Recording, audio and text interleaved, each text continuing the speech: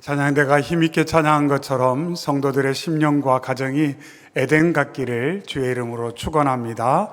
아멘. 찬양을 들으면서 그런 질문이 들었습니다. 에덴 같은 가정은 어떤 가정일까? 또 가정은 어떻게 해야 에덴 같은 축복하고 정말 하나님이 기뻐하시고 우리의 삶 가운데 행복한 공동체를 이룰 수 있을까 하는 질문을 해보게 되었습니다. 여러분의 가정은 어떻게 에덴 같으신가요?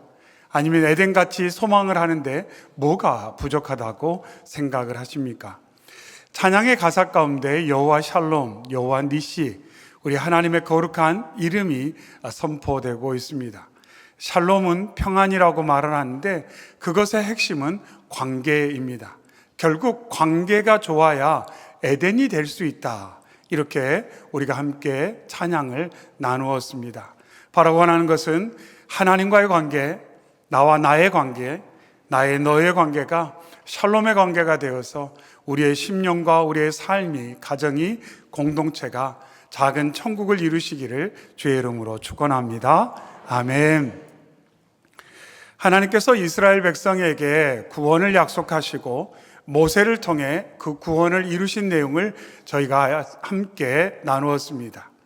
이스라엘 백성 생각으로 하나님께서 우리를 놀라운 능력으로 구원하셨다. 이제 하나님께서 우리의 삶 가운데 약속하신 것처럼 젖과 꿀이 흐르는 땅, 가나안 땅을 우리에게 주시겠구나. 우리 열조가 살았던 그 좋은 땅으로, 축복의 땅으로 우리를 인도해 주시겠구나 하는 큰 기대와 열망을 갖게 되었습니다. 그런데 말씀해 보니 하나님께서 이스라엘 백성을 구원하셔서 곧바로 가나안으로 인도하지 않으셨다는 겁니다. 출애굽기 19장 1절에 이스라엘 자손이 애굽 땅을 떠난 지 3개월이 되던 날 그들이 시내 광야에 이르니라. 실제로 애굽, 즉 이집트에서 출발해서 지금 이스라엘에 있는 그 가나안, 팔레스타인까지 가는 길은 해안가 길을 따라가면 그리 오래 걸리지 않습니다. 근데 이스라엘 백성은 하나님의 인도하심을 따라 3개월 만에 어디에 도착했냐면 모세가 하나님을 만난 그 호렙산 시내 광야에 도착을 하게 되었습니다. 어떻게 보면 이스라엘 백성들 생각으로는 하나님, 이 길이 아니잖아요.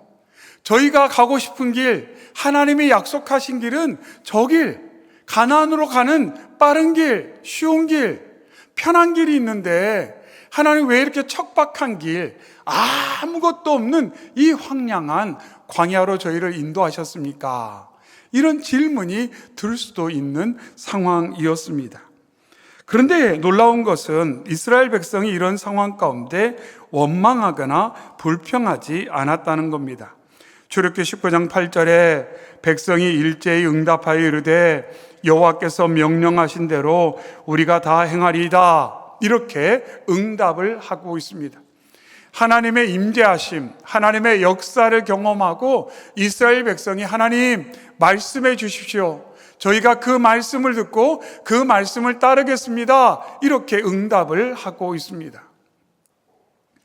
얼마 전에 저희가 12년 동안 혈류증을 앓았던 여인이 예수님의 옷자락을 만졌을 때 육신이 치유함을 받았을 뿐만 아니라 예수님과의 접촉, 예수님과의 만남을 통해 예수님이 누구신지를 깊이 경험을 하고 경외심, 두려움을 갖고 주님 앞에 엎드린 장면을 함께 나누었습니다.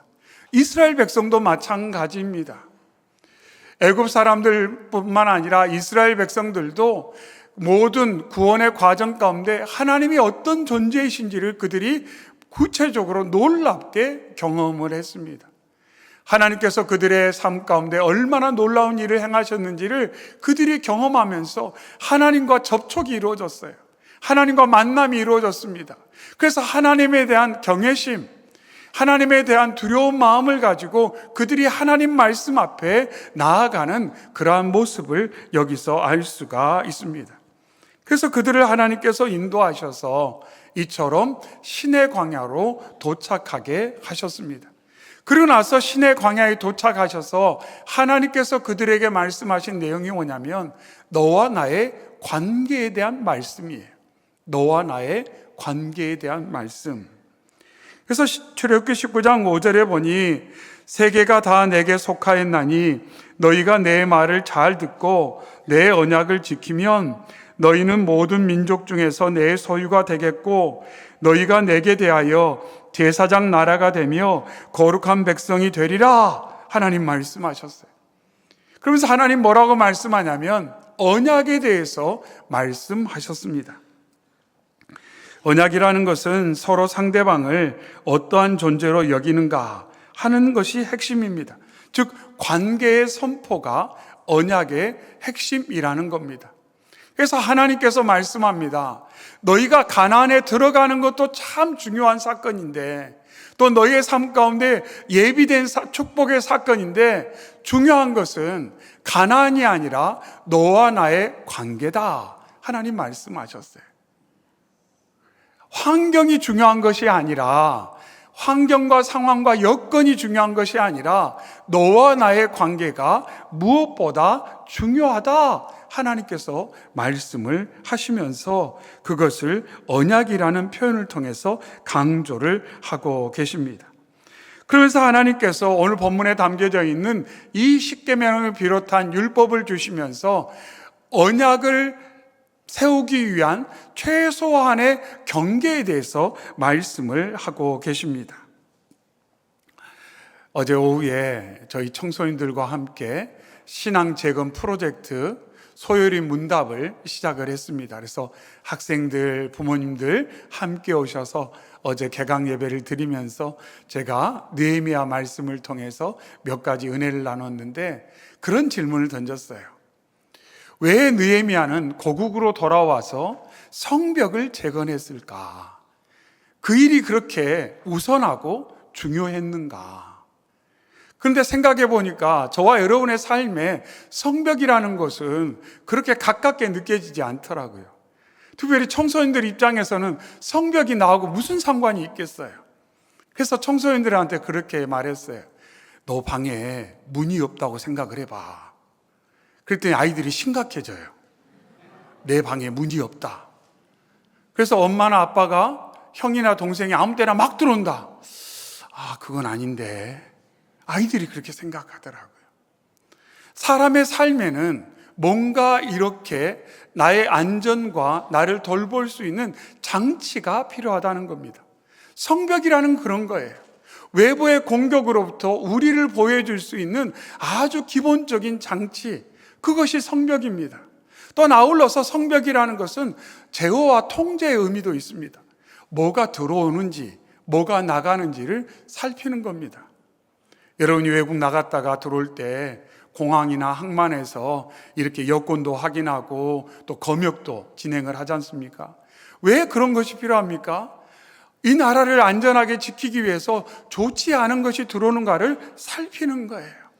근데 우리의 마음도 그렇고 우리의 생각도 그렇고 우리의 삶도 가정도 공동체도 마찬가지라는 겁니다. 그래서 성벽과 같은 안전장치가 필요한데 그것을 하나님께서 바로 십계명을 통해서 주셨다. 이렇게 좀 더 크게 말하면 하나님께서 생명의 말씀을 통해 우리의 인생을 지킬 수 있는, 우리의 삶을 지킬 수 있는 성벽과 같은 안전장치를 취해 주신다고 함께 어제 청소년들과 함께 이야기를 나눴어요. 근데 아이들은 아직 좀 마음을 가지고 온 친구들도 있지만 그렇지 못한 친구들도 있더라고요. 그래서 자꾸 졸아요. 근데 와 있는 게 얼마나 기특한지 모르겠습니다. 여러분, 우리의 자녀들이, 우리의 다음 세대가 하나님의 말씀 가운데 성장해서 그들의 마음을 그들이 스스로 지킬 수 없다는 것을 인정하고 하나님 의지하여 하나님의 돌봄을 받는 우리의 자녀들, 다음 세대 되기를 주의 이름으로 축원합니다. 아멘. 그래서 하나님께서는 이 십계명 말씀을 통해서 우리의 인생의 성벽과 같은 기초적인 내용을 말씀하시는데 그 첫 번째가 뭐냐면 3절, 너는 나 외에는 다른 신들을 내게 두지 말라. 첫 번째 계명을 말씀하셨습니다. 너는 나 외에는 다른 신들을 내게 두지 말라. 이 말씀을 조금 더 번역을 해보면 하나님께서 보시는 앞에서 하나님을 제외하고 하나님보다 더 흠모하거나 숭배하거나 우선시하는 것이 있어서는 안 된다, 이렇게 말씀하고 있어요. 하나님 보는 앞에서 하나님을 제외하고 하나님보다 어떤 다른 것을 더 흠모하거나 숭배하거나 우선시해서는 안 된다. 그것이 바로 첫 번째 계명이에요. 근데 이 말씀의 뜻은 뭐냐면, 내가 너에게, 아니 나라는 존재는 이런 존재야 라고 하나님께서 이스라엘 백성들에게, 저와 여러분에게 말씀하고 있습니다. 그래서 하나님은 마땅히 어떤 대상보다 최우선시해야 되는, 하나님 먼저여야 된다고 강조를 하고 계십니다. 에덴 동산에서 실패의 이유가 무엇입니까? 하나님이 먼저여야 되고 하나님의 말씀이 먼저여야 되고 하나님과 나와의 관계가 먼저여야 되는데, 내 느낌이 먼저가 되는 순간, 보암직하고 먹음직스럽고 탐스러우니까 내 느낌적인 느낌, 나의 판단, 그것이 우선시 되는 순간 문제가 일어났어요. 우리는 때때로 내 느낌, 내 필요, 내 생각, 내 판단이 최우선시 될 때가 많이 있습니다. 그건 부정할 수 없어요. 그건 상당히 강력하게 내 삶을 지탱해 주기도 하고 내 삶을 이끄는 동력이 되기도 하기 때문에. 그러나 분명한 것은 내 인생에 가장 최우선시해야 되는 대상은 내 느낌이 아니라는 겁니다. 내 필요가 아니라는 겁니다. 사람들의 이야기가 아니라 분위기가 아니라고 말씀하고 있습니다. 나의 인생에 가장 최우선시해야 되는 대상은 누구냐면 바로 여호와 하나님이시다, 이렇게 말씀하고 있어요. 여호와 하나님이 가장 우선해야 된다. 그것을 하나님께서는 십계명을 통해 이스라엘 백성에게, 저와 여러분에게 말씀하시면서 그게 되면 다른 건 된다, 이렇게 말씀하고 있어요. 그게 되면 다른 게 된다. 하나님을 우선시한다는 것은 하나님을 안다는 것이요, 하나님과 좋은 관계 가운데 살아간다는 것이며, 그것이 되면 우리의 성벽이 안전하기 때문에. 그래서 시편에서 노래하잖아요. 눈을 들어 산을 보니 도울 자가 누구인가. 눈으로 볼 때 산이 나를 지켜줄 것 같아요. 철옹성 같은 환경이 나를 지켜줄 것 같아요. 많은 군사가 나를 지켜줄 것 같아요.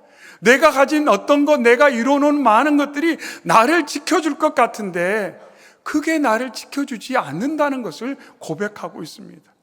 나를 지켜주는 것, 내 마음을 지켜주는 것, 내 삶을 지켜주는 것은 눈에 보이는 것이 아니라 지금도 살아 역사하시는 여호와 하나님이시라고 찬양을 하고 있습니다. 오늘도 예배하는 저와 여러분이 오늘의 이 본문의 십계명에 담겨져 있는 첫 번째 계명 안에 담겨져 있는 그 하나님의 말씀을 잘 기억하고, 맞아, 여호와 하나님이 먼저셔, 예수님이 먼저야, 성령님이 먼저다, 늘 언제나 고백하고 의지하고 바라보는 저희 모두가 되시기를 주의 이름으로 축원합니다. 아멘. 그래서 그것이 삶의 기준이 되는 것입니다. 엊그제 저희가 금요 기도회 때 요셉에 대해서 말씀을 나누었습니다.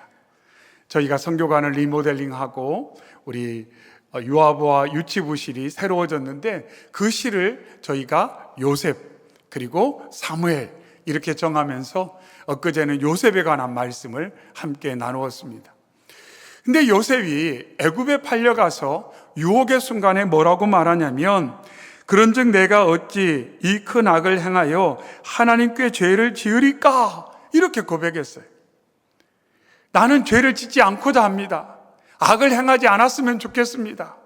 당신이 아무리 나를 유혹해도 미혹하더라도, 그것이 보암직하고 먹음직스럽고 탐스러울지라도 나는 하나님이 가장 우선입니다라고 요셉이 고백을 했다는 겁니다. 요셉의 상황 여러분 잘 아시지 않습니까? 얼마나 억울해요. 내가 그리 잘못한 것도 없는데 형들이 나를 미워해서 시기해서 노예로 팔아 넘겨버렸어요. 이제는 물건 취급당하는 존재가 되었습니다. 10대 후반이에요. 철없는 나이처럼 보일 수 있는 그 청소년기에 그렇게 힘든 일을 경험하는데, 참 귀한 것은 요셉이 언제나 그 마음 가운데 하나님이 먼저셔. 하나님이 먼저셔. 사람의 환심을 사려 하기보다는 쉬운 길, 빠른 길, 편한 길을 찾거나 어떻게 도망갈 길을 찾기보다는 어떻게 하면 내 것을 좀 더 챙길까 그 생각을 하기보다는 삶의 순간마다 그래도 하나님이 먼저셔. 그래도 하나님이 먼저셔. 그 마음을 가지고 그가 유혹의 순간에 저는 악을 거절하겠습니다라고 단호하게 고백하는 요셉의 모습을 볼 수가 있습니다. 그런데 이것처럼 하나님이 먼저입니다 고백했더니 하나님께서 그를 통해 형통하게 하시고 사람들에게 인정받게 하시고 그를 통해 복의 역사, 구원의 역사를 또다시 이루어 주시는 것을 볼 수가 있습니다. 삶의 순간순간마다 늘 언제나 하나님 먼저인 저와 여러분 되기를 소망합니다. 그것이 되면 다른 것이 다 될 줄로 믿습니다. 그래서 믿음의 사람들을 보면 그러한 길을 갔어요. 근데 그 길은 빠른 길이 아니에요. 쉬운 길이 아니에요. 편한 길이 아니다라는 것입니다. 하나님 먼저의 길이 쉽지가 않습니다. 하나님 먼저면 좀 빨리 가면 얼마나 좋겠습니까? 그런데 믿음의 인물들을 보면 더디 가는 것처럼 보여요. 돌아가는 것처럼 보여요. 뭔가 실패한 것처럼 보일 때도 있습니다. 그런데 중요한 것은 하나님 먼저 인생을 하나님이 결코 놓지 않고 그들이 하나님과 연합하고 하나님과 밀착되어 있기 때문에 하나님이 책임지시고 그들의 삶 가운데 놀라운 역사를 이루셨다는 것입니다. 여러분, 인생이 스스로 노력해서 이루는 삶이 좋겠습니까? 아니면 하나님의 의뢰에 하나님께서 붙드셔서 이루시는 삶이 좋겠습니까? 우리는 분명히 알아요. 하나님께서 이루시는 삶이 좋다. 오래전에 그런 이야기 들었어요. 누군지 기억도 잘 안 나요. 그런데 아주 유명한 인물인데 그랬다는 거예요. 어릴 때 이렇게 가게에 가서 돈 얼마 주고 이렇게 캔디를 이제 사는데 주인이 그런데요. 그 한 움큼 쥐어 가거라 이렇게 이야기했는데 다른 애들은 전부 다 한 움큼 쥐어 갔어요. 근데 그 인물은 항상 기다린대요. 언제요? 주인이 쥐어줄 때까지. 자, 내 손이 클까요? 주인의 손이 클까요? 얼마나 현명한지 몰라요. 기다린대요. 한 움큼 가져가거라 계속 기다린대요. 그러면 나중에 주인이 와서 딱 쥐어준대. 그러면 이만큼 가져오는 거예요. 그런데 기다리기가 쉽지 않아요.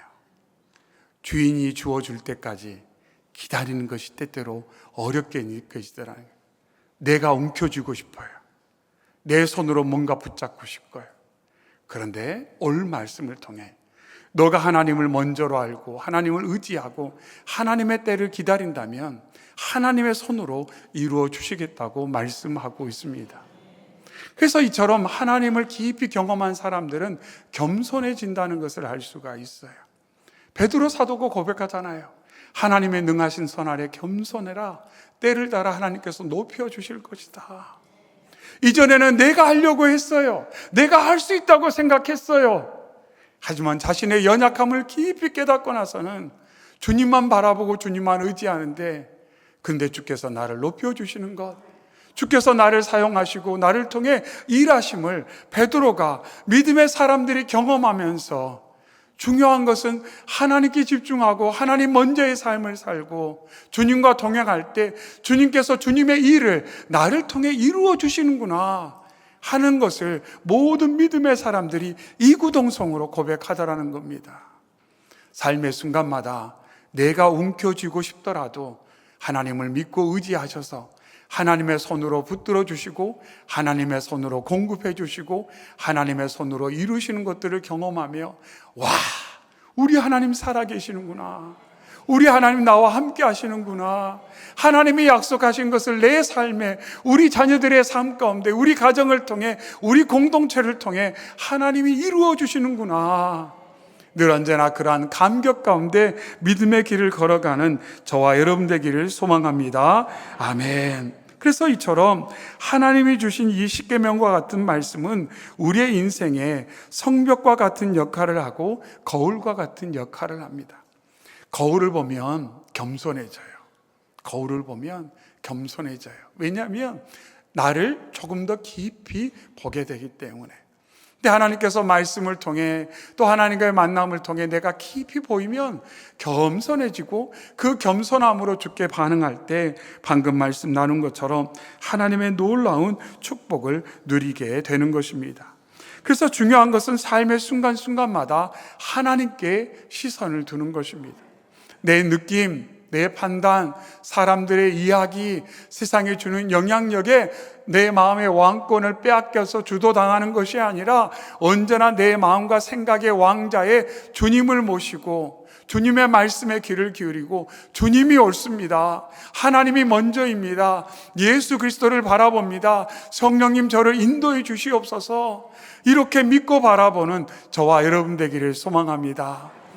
특별히 우리의 자녀들과 우리 다음 세대를 생각할 때 우리의 자녀들과 다음 세대가 자신의 느낌, 자신의 판단, 세상의 기준이나 사람들의 말에 이끌려 삶을 살아가지 아니하고 그들의 마음 가운데 아직은 온전하지 못하지만 하나님의 사랑과 은혜와 말씀과 동행하심이 점점 켜켜이 쌓여가서 그들의 인생의 기초가 세상에 있지 않고 하나님께, 하나님의 말씀에 굳건한 반석에 세워질 수 있도록 부모님들, 우리 믿음의 어른들이 기도해주고 격려해주고 본을 보여주어서 우리의 자녀들과 다음 세대가 세상에 의해 만들어져 가는 사람이 아니라 하나님의 손에 의해 만들어져 가는 하나님의 작품 되어서 그들의 삶을 통해 하나님의 영광이 나타나고 그들의 입술에 감사와 찬양이 그리고 그들의 삶을 통해 하나님의 살아계심이 증거되는 놀라운 역사가 있기를 주의 이름으로 축원합니다. 아멘. 사랑의 주 하나님 아버지 감사합니다. 귀하고 복된 주의 날에 저희를 주 앞으로 인도하셔서 생명의 말씀으로 격려해 주시고 내가 무엇을 내 삶의 최우선으로 생각하며 살고 있는지를 점검하게 하시니 감사합니다. 하나님께서 이스라엘 백성들을 빠른 길, 쉬운 길, 편한 길로 인도하시기보다 먼저 광야로 인도하셔서 하나님과의 관계를 세워주시고 이스라엘 백성이 장차 가나안에 들어가 어떠한 믿음의 태도를 가지고 살아가야 되는지를 일깨워 주신 그 말씀을 들었사오니 광야 같은 인생길 가운데 이 말씀 잊지 아니하고 하나님께서 먼저다, 예수님을 내가 바라봐야 된다, 성령님의 인도하심을 따라 살겠다고 고백하고 결단하고 의지하는 저희 모두가 되게 하여 주시옵소서. 특별히 하나님, 저희의 자녀들, 다음 세대가 이러한 믿음의 태도와 결단을 가지고 살아가기를 바랍니다. 눈에 보이는 것이 너무 많습니다. 들리는 이야기가 너무 혼란스럽습니다. 그러나 우리의 자녀들이 어릴 때부터 나를 사랑하시고 나를 지으시고 내 삶 가운데 놀라운 계획과 비전을 가지고 계신 하나님, 우리 예수님 바라보며 살아가는 우리의 다음 세대가 되도록 인도하여 주시옵소서. 그래서 인생의 길을 돌아볼 때 여기까지 인도하신 에베네셀의 하나님을 찬양하게 하시고 내일을 바라볼 때 여호와 라파, 여호와 이레, 여호와 니시, 여호와 샬롬의 하나님을 소망하며 힘있게 나아가는 저희 되게 하여 주시옵소서. 언제나 함께 하실 주님 찬양하며 예수님의 이름으로 기도하옵나이다. 아멘.